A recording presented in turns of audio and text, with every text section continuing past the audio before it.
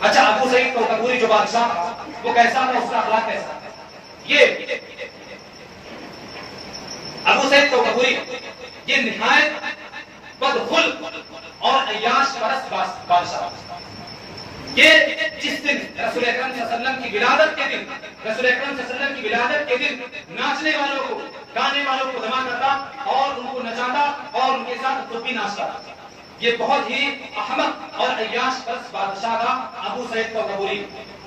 اچھا وہ عالم کیسا تھا جس نے اس بدعت کے بارے میں فتویٰ دیا؟ ابن دہیہ کلبی، اس کے بارے میں ابن نجار نے لکھا رأیت الناس مجتمعین علی کذبہ وزبہ، میں نے دیکھا کہ تمام کے تمام لوگ ابن دہیہ کلبی کے جھوٹے ہونے پر اور اس کے ضعیف ہونے پر اتفاق کرتے ہیں۔ تمام لوگوں کا اتفاق ہے اس مولوی کے جھوٹے ہونے پر۔ اور علامہ جلال الدین سیوطی رحمۃ اللہ علیہ لکھتے ہیں کہ ابن دہیہ کلبی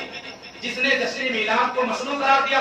جس نے اس سلسلے میں سب سے پہلی کتاب لکھی تھی، ابن دہیہ کلبی سے جب کوئی بھی آدمی فتویٰ کرنے جاتا تھا تو وہ اپنے عقل سے بلا دلیل فتویٰ دیا کرتا تھا۔ ابن دہیہ کلبی اپنے عقل سے بلا دلیل فتوے دیا کرتا تھا، اور جب اس سے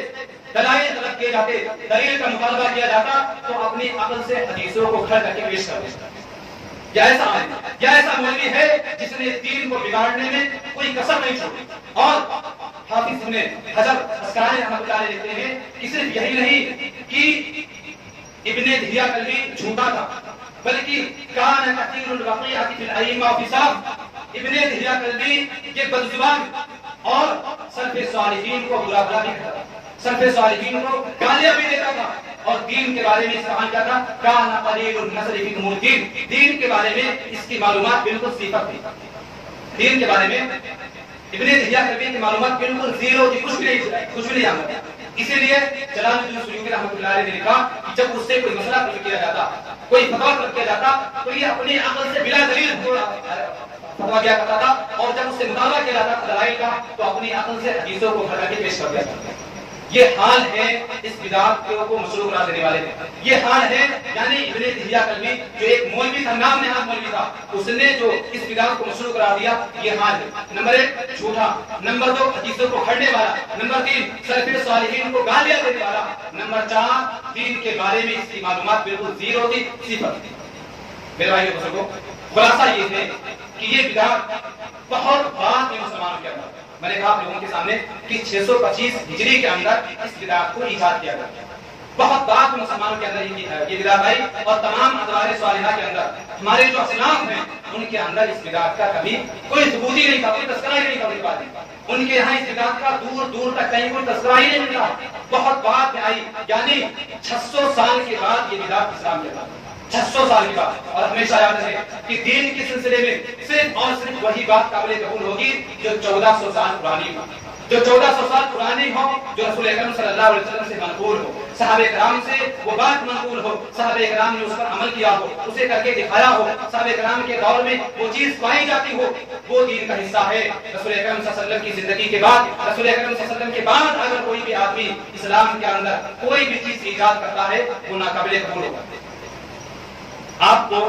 بیوقوف بنانے والے لوگ ایک پھسلانے کے طور سے کیا کہیں گے کہ یہ اچھی چیز ہی تو ہے، کون سی خراب چیز ہے؟ اچھی چیز ہے رسول اکرم صلی اللہ علیہ وسلم کی میلاد بنانا اور رسول اکرم صلی اللہ علیہ وسلم سے عقیدت و محبت کا اظہار کرنا، یہ اچھی چیز ہے، کوئی بری بات تھوڑی نا۔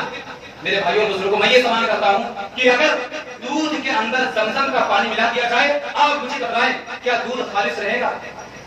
دودھ کے اندر اگر زمزم کا پانی ملا دیا جائے تب بھی دودھ خالص نہیں رہے گا۔ دودھ خالص وہی ہے جو بھینس کی کھانوں سے نکلے، دین خالص وہی ہے جو صرف اور صرف رسول اکرم صلی اللہ علیہ وسلم کی بات ہو، اس میں رسول اکرم صلی اللہ علیہ وسلم کے علاوہ اگر کوئی بھی آدمی دین کے سلسلے میں کوئی بھی بات کہتا ہے وہ بات ناقابل قبول ہوگی، وہ کتنا ہی اچھا آدمی کیوں نہ ہو، وہ کتنا ہی بڑا اور کتنا ہی پرہیزگار آدمی کیوں نہ ہو۔ جس طریقے سے دودھ کے اندر زمزم کا پانی ملانے سے دودھ خالص نہیں رہتا ہے، دین کے اندر کسی بھی اچھے سے اچھے آدمی کی بات ملانے سے دین خالص نہیں رہے گا۔ کوئی کتنی ہی اچھی بات کیوں نہ ہو، کتنی ہی اچھی چیز کیوں نہ ہو، اگر اسے دین کے اندر داخل کر دیا جائے دین خالص نہیں رہے گا۔ دین خالص وہی ہے جو رسول اکرم صلی اللہ علیہ وسلم سے ہو۔ رسول اکرم صلی اللہ علیہ وسلم نے جو باتیں کہی ہیں وہی دین ہے۔ رسول اکرم صلی اللہ علیہ وسلم کے علاوہ اگر کوئی بھی آدمی کوئی بھی بات کہتا ہے وہ دین کا حصہ نہیں بن سکتی، وہ دین کا حصہ نہیں ہو سکتی۔